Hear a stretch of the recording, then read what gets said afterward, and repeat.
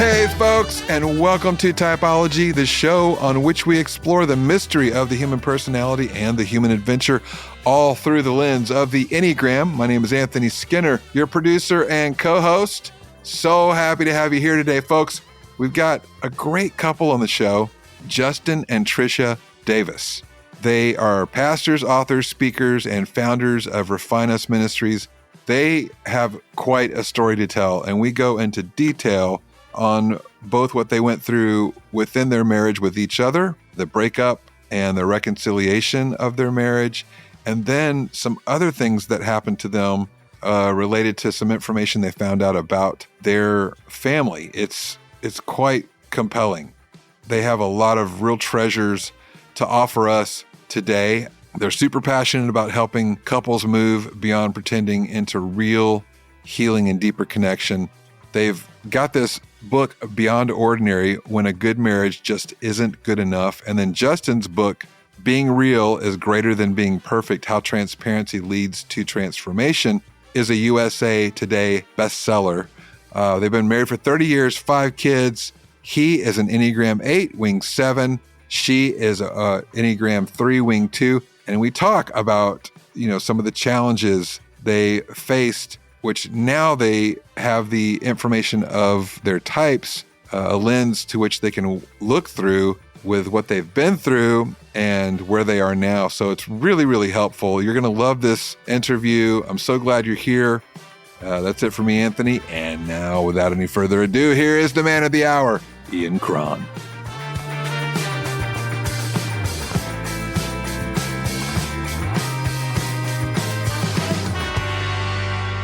Hey, Typology friends, welcome back. We are excited today because we have on with us Justin and Trish Davis. Now, Justin is an Enneagram 8 with a 7 wing, Trish a 3 with a 2 wing. Of course, my side friend, my producer, my navigator, Anthony Skinner is with us.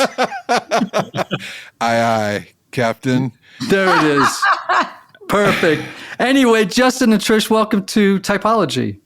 Hey, thanks so much for having us. We're excited to be here. Yes. Okay, I am really excited to talk about your new book. The title of it is One Choice Away from Change, Break the Cycles That Hurt Your Relationships and Hold You Back. But first, I want to talk about the Enneagram, and I want to talk about your marriage under the umbrella of the Enneagram, because I'm sure we got some folks out there that are in relationships with 8s and 3s, or we might even have a number of people listening that are an 8-3 combination. So, Justin, as an 8 with a 7, you're going to bring a lot of intensity and energy and drive to protect. You've got this passion, this lust for life, right? This powerful, powerful instinctual energy. Trish, as a 3 with a 2, you're going to bring a focus on achievement, getting things done efficiently. You're going to bring care for others, as the juice of that 2 wing leaks into your dominant 3 type. How did you first begin to recognize how these core patterns shaped your marriage? Way too late. We just celebrated 30 years of marriage this last summer. And I would say for the first 10 years of our marriage, we had no idea how our wiring patterns, how our personality types, how our Enneagram numbers ever affected our relationship. We just felt like we were in pastoral ministry. So we if we love God and love each other, it's going to all work out. And, it wasn't until our marriage imploded in 2005 that we actually started doing some of the interior work that was required to not just rebuild our relationship, but find healing personally. And so, Trish and I joke when we talk about the Enneagram because I wish that we would have discovered it years earlier, because rather than judging each other for our differences, we could have appreciated them and actually leveraged them a lot more. Yeah. We heard of it. We just didn't. We're like, I don't really get it. I think a lot of people, that's how they approach the Enneagram. Like, it's a fad, it'll move on. And then I think more people understood how it could be a beautiful guide to relationships, that people started paying attention. And that was really for Justin and I. We have a friend, her name's Jackie Brewster. She's an Enneagram coach. And I remember sitting down on the couch with her, and she's like, talking about the Enneagram. I'm like, yeah. She's like, what do you think you are? I'm like, I don't know.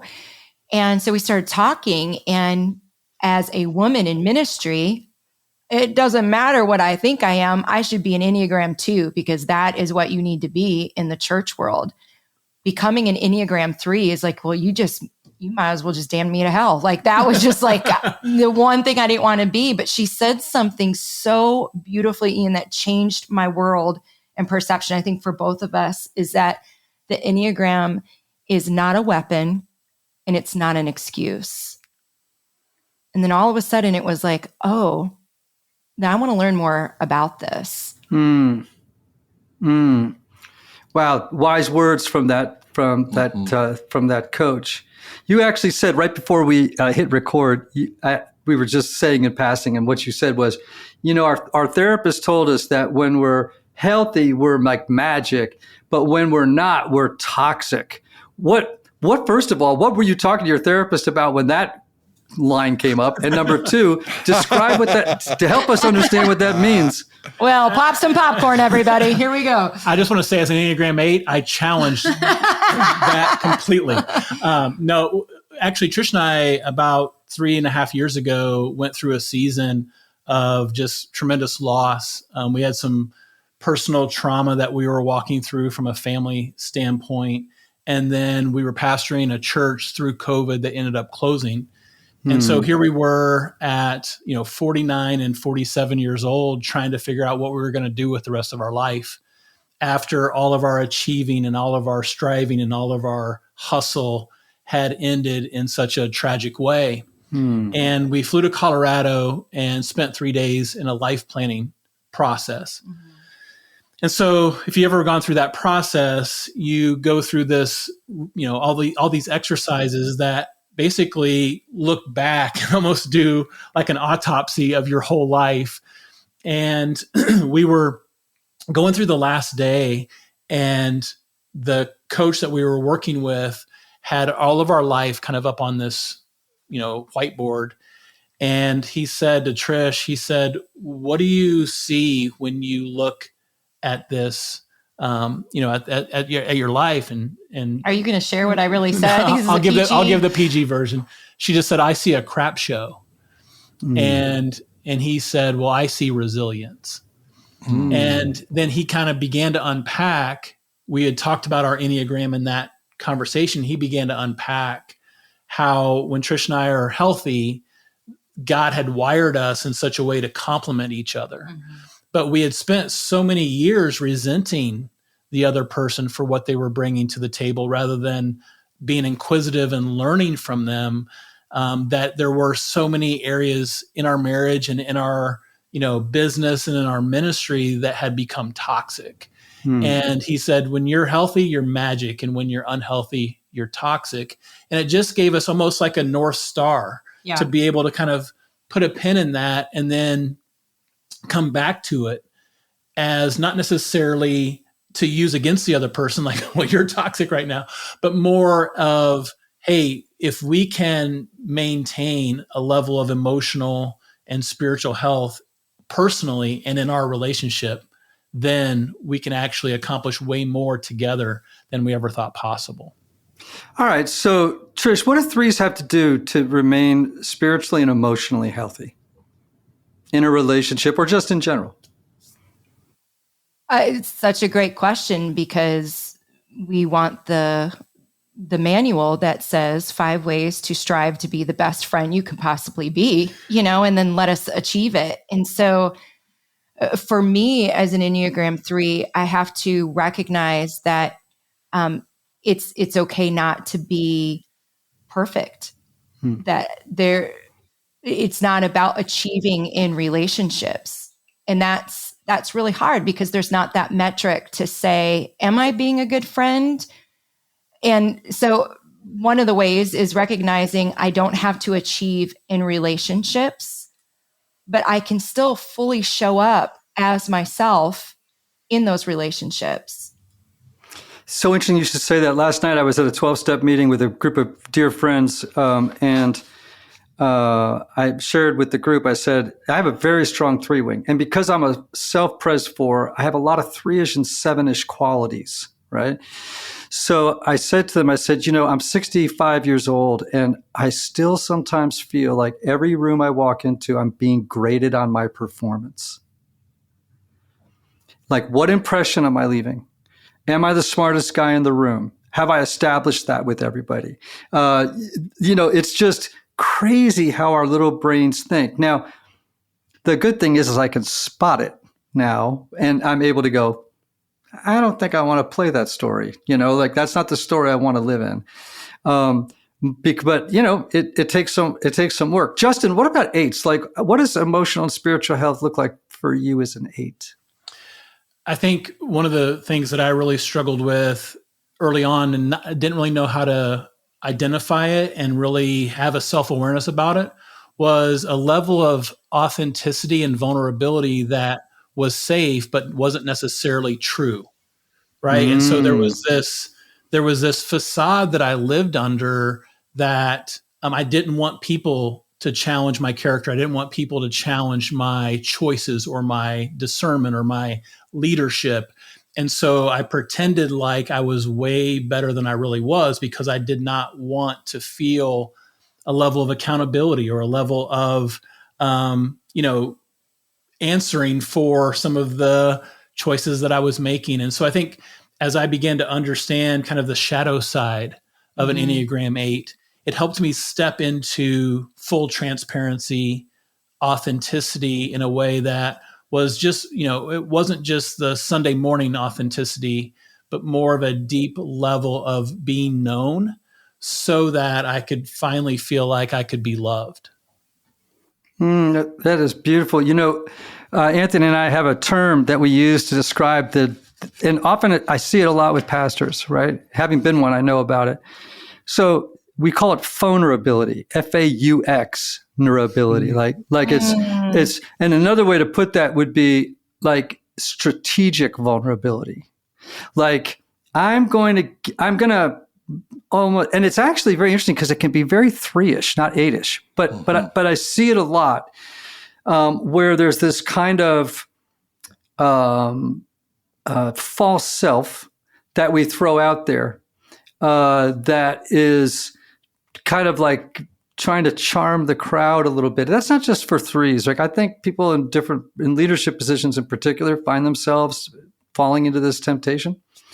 So man, I get it. Thanks for sharing the growth places. That's really, really helpful. Now, your marriage hit a breaking point a number of years ago. I want to hear about that. And I want to know, how did your Enneagram wiring contribute both to the fracture and to the healing of your relationship?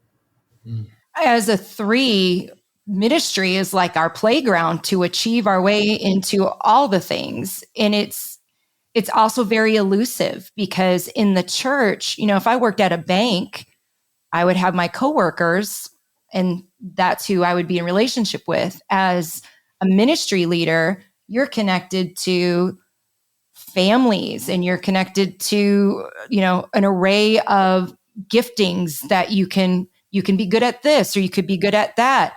And so I wore myself out just trying to achieve and please. And with that 2-wing, I'm the type of 3 that I don't want to play a solo sport. If I played tennis by myself and won championship, I'd be so sad. I want my people to be with me. And so in the context of ministry, trying to care for other people at the end of the day, just really wanting to make sure that I was doing what I needed to, that people knew I could do it, it wore me out. And so for Justin, operating out of that 8, same thing in ministry. It's like vision, we're going to conquer the world, we're going to grow, and we're going to build buildings and ministries. And so we were like almost set up to fail, not having that language or context of the Enneagram because we assumed kind of a theological perspective, Ian, that this is how God made us. And so we got to give it our all, regardless or the cost. Yeah.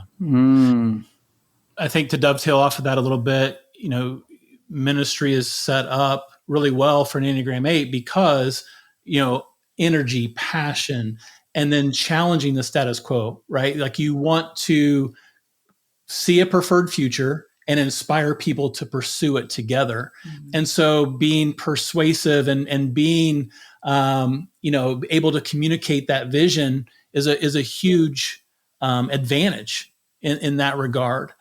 At the same time, I think I took personal being challenged. Anytime someone would challenge a thought or an idea, I felt like they were challenging me, right? Mm-hmm. Like it felt so personal and so deep. And it really affected the depth of relationships that I allowed myself to have because, one, we would move from ministry to ministry because I was never satisfied.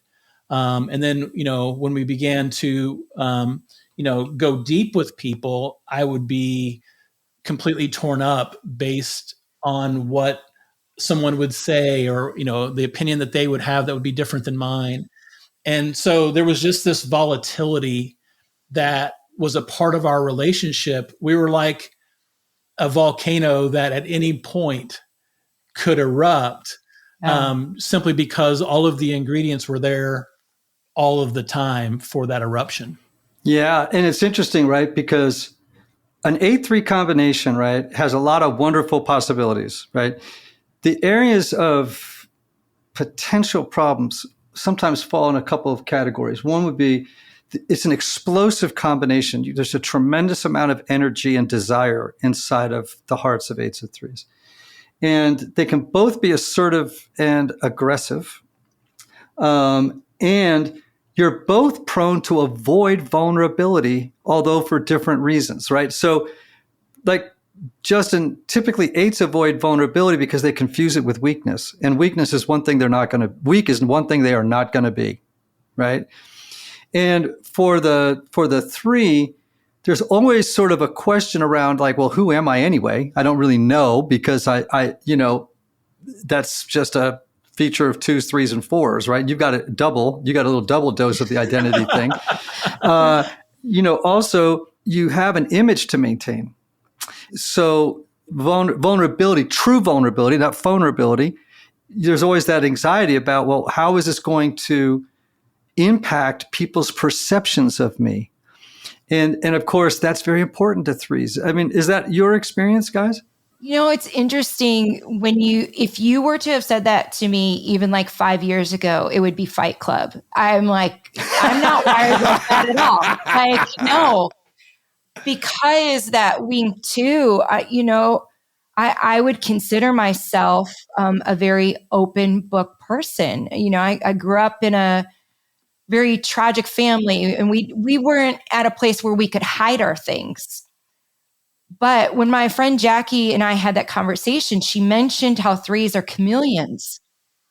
And it just grabbed my attention. And it was like, ooh, you know what? I am truthful about life events, but I definitely hide and become a chameleon of how people think I should show up in those events. Mm-hmm. So I equated being truthful about my circumstances with being truthful about who I really am. And that wasn't true. And so it was difficult to have to go to that deep space, to your point of like, well, then who am I? Because when you don't have that anchor of people telling you who you should be, it's very disorienting. And that, is where we become healthy. And so as a 3, I've had to work with being okay with who God created me. And in that tension of never being enough and always being too much, it kind of always feels like the Achilles heel. And so in order to not give into that shadow side, it is a daily practice to be okay with my own thoughts and feelings that aren't persuaded by other people and their needs. Yeah. Mm-hmm. I remember a 3 telling us one time that he could look into another person's eyes at a conversation at a party and read in real time how that other person was responding to the things that he was saying, and then literally in the moment, like craft and retool his self-presentation. Like he's like, oh, the data is telling me that when I do this, you like that more. So I'll do more of that, Yes. and the data in your eyes tells me that, oh, you don't like it so much when I talk about that. So I'll actually, not do that. And it's like, there's the chameleon, right? It's like a kaleidoscope. You're just constantly turning it to kind of get that pattern that you think is going to most please the person looking through it, Yeah. rather amazing kind of a deal. So you speak openly about this affair that rocked your marriage and imploded your marriage. And of course, I hate to say it, I love these stories because I find people endlessly fascinating, but I'm also most interested in how people deal with suffering. Like, I'm very interested in how people pass through the gauntlet or the crucible of suffering and how they come out on the other side. Are they just people that suffer PTSD, or do they go a level higher and begin to experience post-traumatic growth? Like, what begins to happen? So the question I have for you guys is, I have to imagine that like grief played a really big role in that season of your life. Like there was a lot of grief going on. And for 8s and 3s, that's tricky. How did you navigate grief? Well, I think leading up to the affair in 2005, you really spoke into it a few minutes ago when you talked about just the perception of weakness. Right. And so there were so many opportunities in our marriage relationship for the first 10 years where Trish would say, I think we need some help. I think we need to talk about this. I think we need to get some advice or a mentor, or I think we need to, seek help in this area. And I resisted that like the plague because I did not want, asking for help was a sign of weakness. And I did not want anybody, especially people I worked with or people I was supposed to be spiritually leading, to think I had any weaknesses. Right. And so there was this built-in mechanism in our marriage where, hiddenness and performance became a part of the DNA of our relationship. And I'll never forget being with the chairman of our board, and he is this CEO of this huge company in the town where we had started the church. And he's being vulnerable. He's sharing some issues that he's going through. And I just felt this voice say, it's safe. You can be honest with him. And then I felt another voice say, well, he's the biggest contributor at the church. Like, he could get you fired. And it was just this moment of choosing to give into that shadow side of an Enneagram 8 and stay hidden and view asking for help as not wisdom, but weakness. And a few weeks later, the affair began. And obviously, it was this big bomb that went off in our marriage relationship. We were separated for 2.5 months. We started going to counseling, and I'd never gone to counseling because I just thought counseling, I don't go to counseling. I do counseling. Counseling is for people who are weak. And so it was through that process of beginning to go to counseling that I began to understand that seeking help and being known and allowing the weaknesses that we have to be illuminated is not weakness. It's actually the pathway to healing and strength. Yes. And that began kind of a grieving process, really for the marriage that died in 2005, that would then help us begin to rebuild a brand new relationship. I know I didn't speak directly to grief, but I thought giving that context would be helpful. I think it's super helpful. And I also think you actually did answer it, because for an 8, right, and for a 3 for that matter, grief would be a real challenge, because the 3 would want to, as quickly and as efficiently as possible, move through it to get back to, let's get back to our projects and our plans and moving ahead and building, whatever. It's like, I don't have time for too much grief. This is too messy. I don't have time. And to the 8, it would be like, this whole weakness thing, this grief thing is intolerable. and is so counter to everything I've come to believe about myself and about life, that I'm gonna muscle through it. Mm, yeah, I'm a rule follower, so I'm a rule following 3. So, that achievement comes through justice. Like I did the right thing. And so when my world fell apart, I did exactly what you did. I got on the phone with a counselor, and that poor counselor has probably quit after that conversation, because I was just like, throwing my way through it, and obviously did not have that language, but just tell me what to do. Tell me what to do to have him come home. I know that we can fix it. I believe that God can heal our marriage. And then he said something to me that changed my world.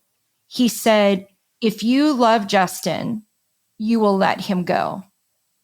Now, I grew up Southside Chicago, and so I can get a little spicy. And so I named some spicy things to him.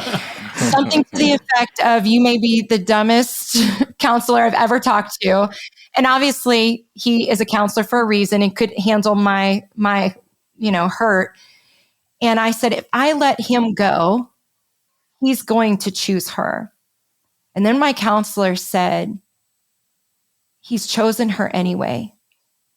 And until you let go, you will always be his scapegoat. And I think as a 3, I was trying to do exactly what you were saying. I was trying to achieve my way back to my relationship with Justin, because 1 + 1 = 2. And that cannot change. So just give me what I need to do and I'll do it. And I think as an Enneagram 3, I had to be okay that the world doesn't come with a manual. And that doesn't mean that I can't show up authentically in wanting to present in a way that I want to achieve things and show up in that way, my best self in relationships.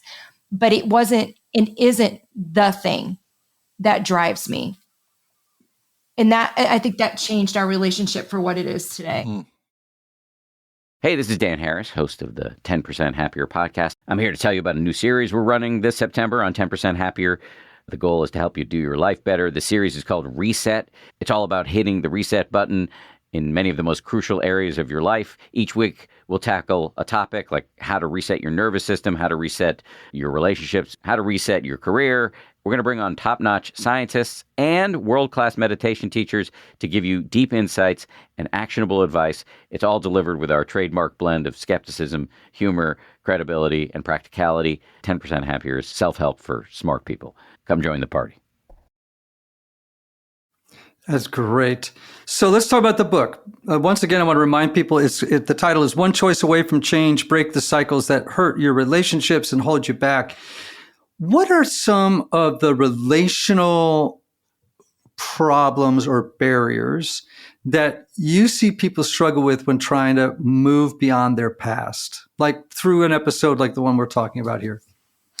Well, I think shame is a huge inhibitor of people feeling as though the failures that they have define them rather than inform them, right? Like I began to view, and it's, as an Enneagram 8 and 3, like sometimes, we can adopt the posture and the behavior of each other.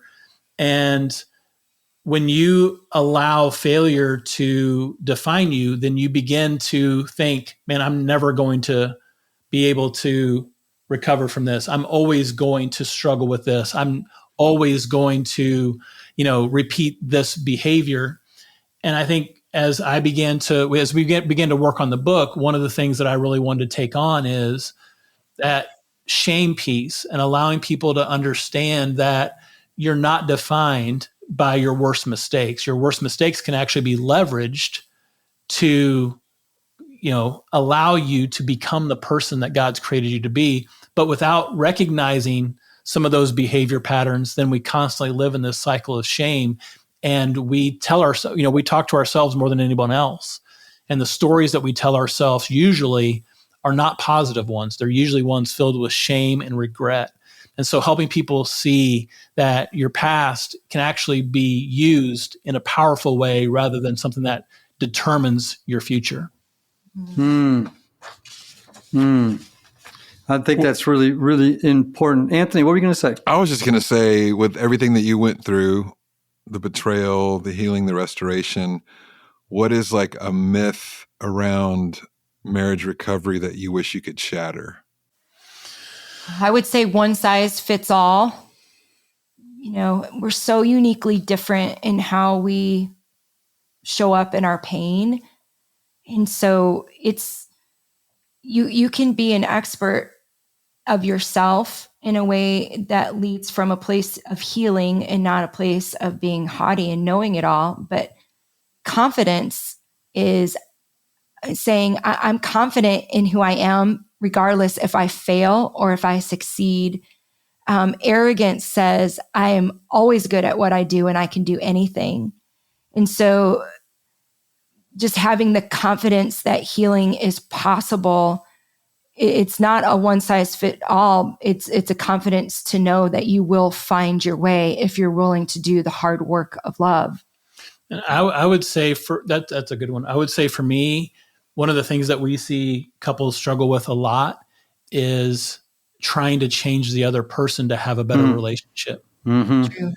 And so if we're working with a couple and each of them are committed not to changing the other, but changing themselves, there's a lot of hope there. But if you're in this, if you're trying to change the other person and you're going to counseling or you're seeing a therapist or you've got a coach and your goal is, I want to get them fixed, it ain't going to work. Mm-mm. Yeah, there's a great quote. My spiritual hero is Thomas Merton. And Merton has this great quote where he says, "The beginning of love is to let those we love be perfectly themselves and not to twist them to fit our own image. Otherwise, we love only the reflection of ourselves we find in them." That's good. Wow. Yeah. Don't mess with Merton. Selah. Selah. Amen. You talk about this concept of the messy middle, right? First of all, tell us what the messy middle is. And then tell me what advice you would give to people who are finding themselves in the midst of the messy middle.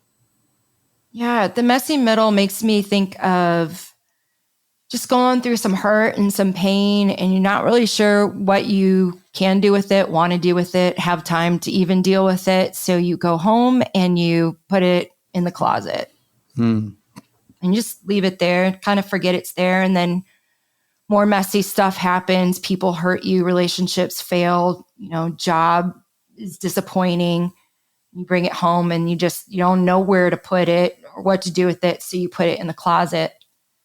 And then at some point, you go to open up that closet and it all comes spilling out. Mm-hmm.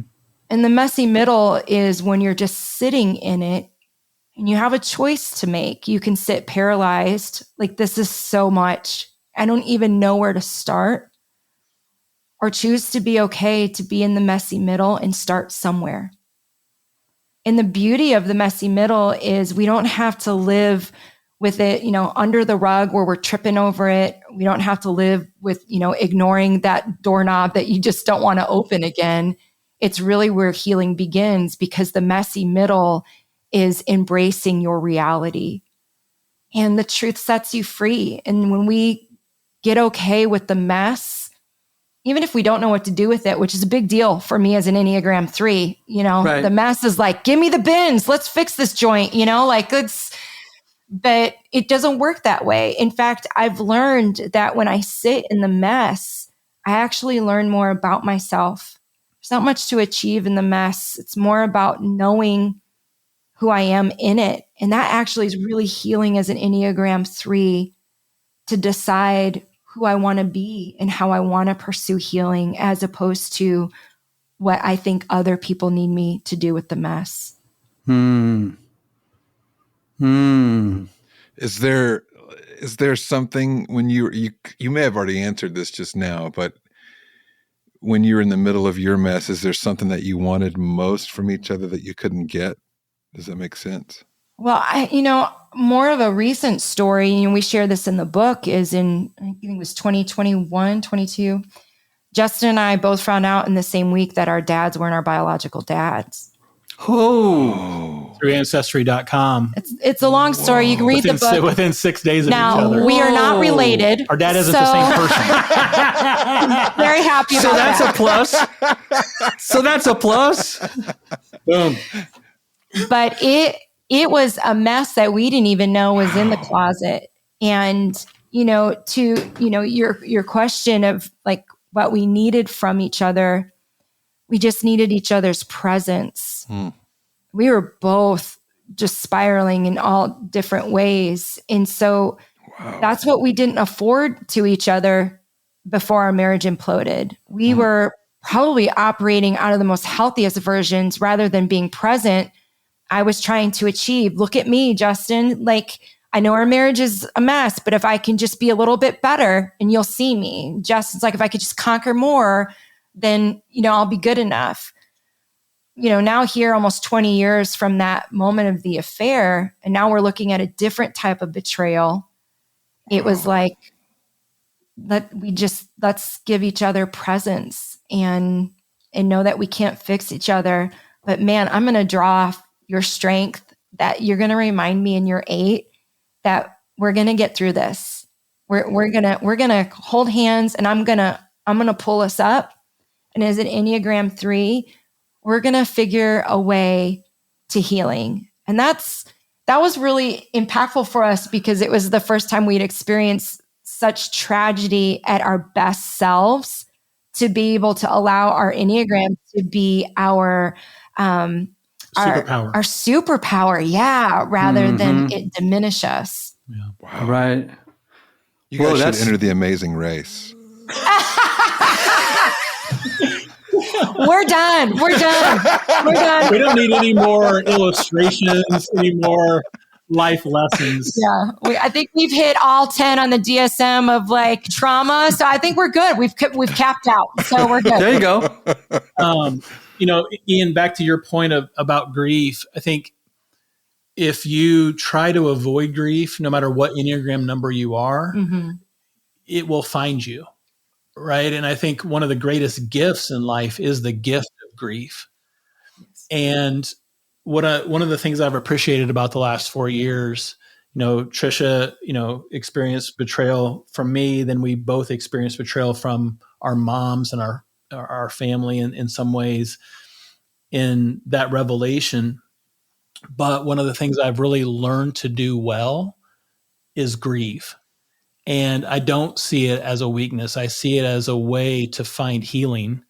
And I do want to get through it as quickly as possible.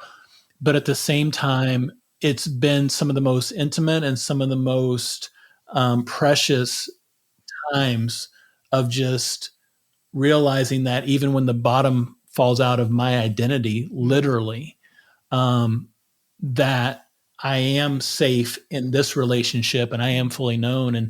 And that's been, something that I wouldn't trade for anything. Wow. So one topic that's kind of floating in the ether here around betrayal, trauma, affair, dads that aren't our biological dads, discovering that, et cetera, and it's a big theme too, I think, in your stage of life and mine as well, right? Which is forgiveness. And you write about forgiveness in the book and about the there's a bunch of misconceptions people have about forgiveness. Can you just articulate one or two that apply in both those circumstances that have really... Yeah. One of them is that forgiveness is a one-time thing. Once we do it, we get to,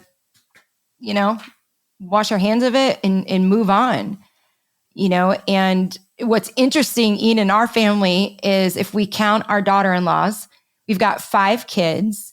We have every single Enneagram number represented in our family. It's hilarious. Wow. You could have a convention.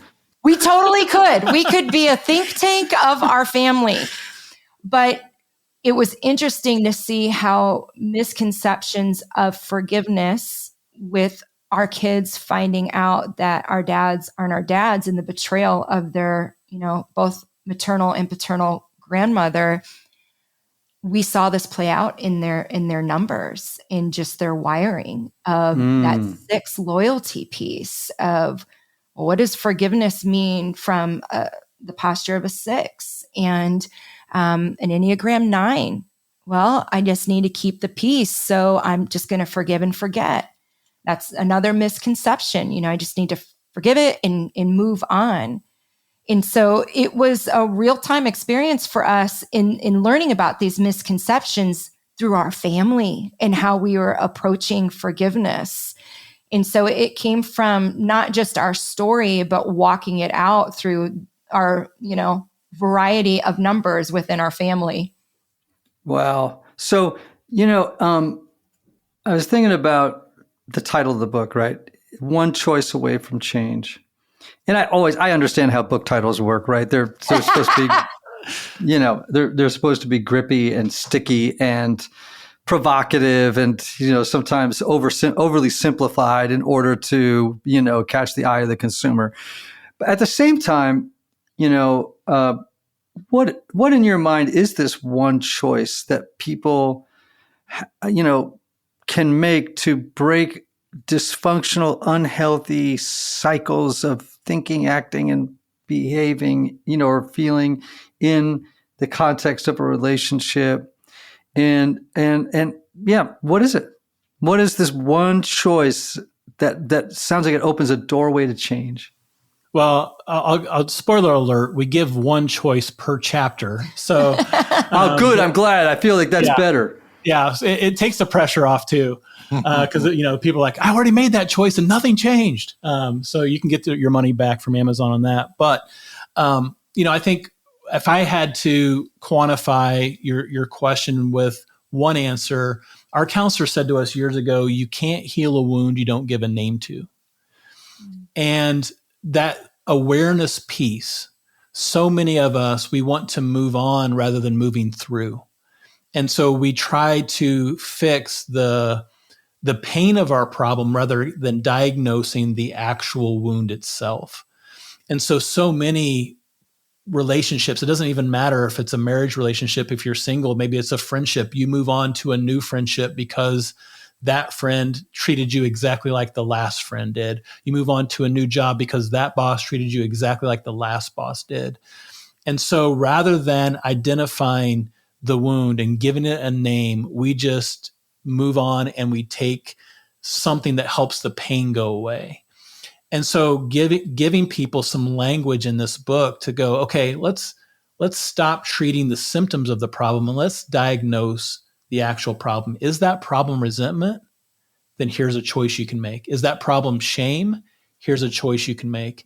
Is that problem what is that problem? And then here's some practical steps you can take, because if nothing changes, then nothing will change. And so, but if you do change one thing, then you are then on the track to experience transformation and not just behavior modification.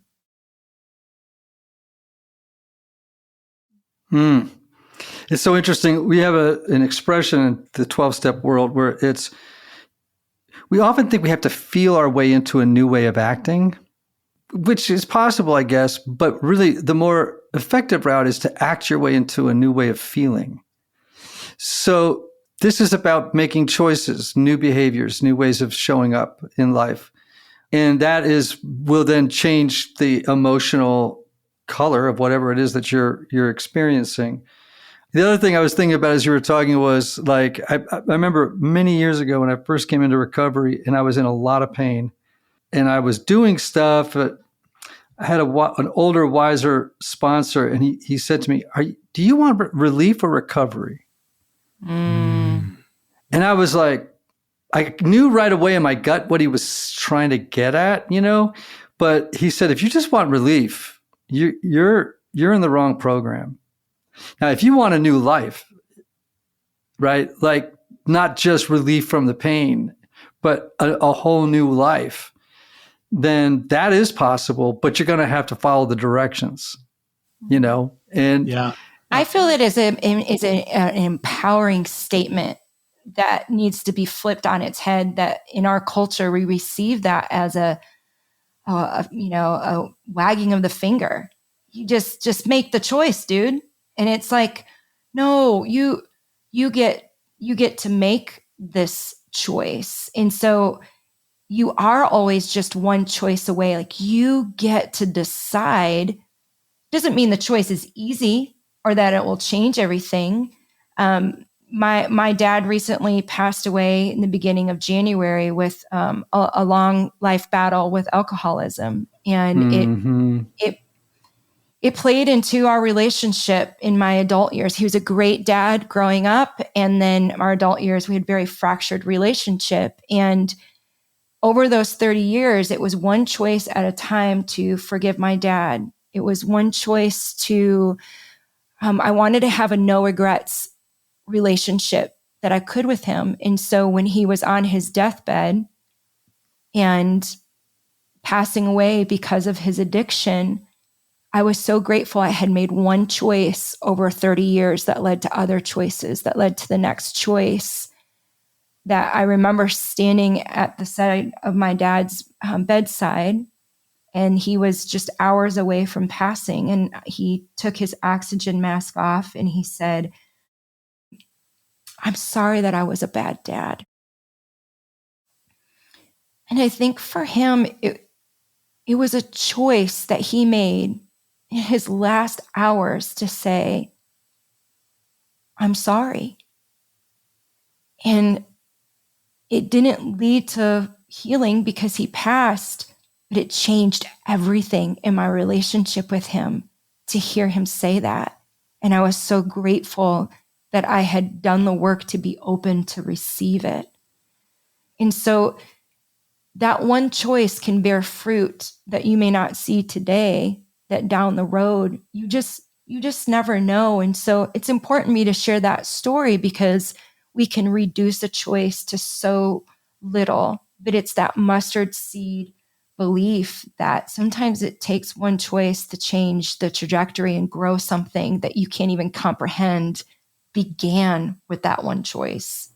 Trisha, thank you for your vulnerability. It's a beautiful, beautiful story, and it's a great place to actually end because I think that's about as good a capstone as we're gonna come across today. Everybody, we've been talking with Enneagram 8 Justin and Enneagram 3 Trisha Davis, and we've been talking about their new book, One Choice Away from Change: Break the Cycles That Hurt Your Relationships and Hold You Back. Guys, tell everybody where they can learn more about all the things you're up to doing these days. Absolutely. You can go to our website, which is justinandtrisha.com, and you can find You got that URL? Hey, I bought it a long time ago. So wow. So yeah, justinandtrisha.com. Nice. Well done, Enneagram 8.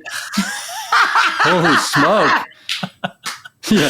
There are some perks to my You may have just made his day by saying that. So there you go. Wow. What way to be on top of that game in a big way. Then you can find the book anywhere books are sold. Yeah, of course. Well, again, thanks for being on Typology and for all the wonderful things you're doing in the world. Anthony, thank you for being on Typology. Good to be with you all today. Thanks for having us. You know, one thing I love about Anthony, he's relatively quiet on the show, but he always comes in with one or two questions that land like a pallet of bricks. Mic drop. Me, I just chatter, and then he just comes in, he goes, walks into the room, asks the question, then drops the mic and walks out. It's great. It's perfectly wonderful. Anyway, everybody listening, I hope today has been as meaningful to you as it has been to us. You know how this thing ends, right? May you have love. May you have joy. May you have peace. May you have healing. May you have rest. And in the words of the great Oscar Wilde, be yourself. Everybody else is already taken. We'll talk to you next time.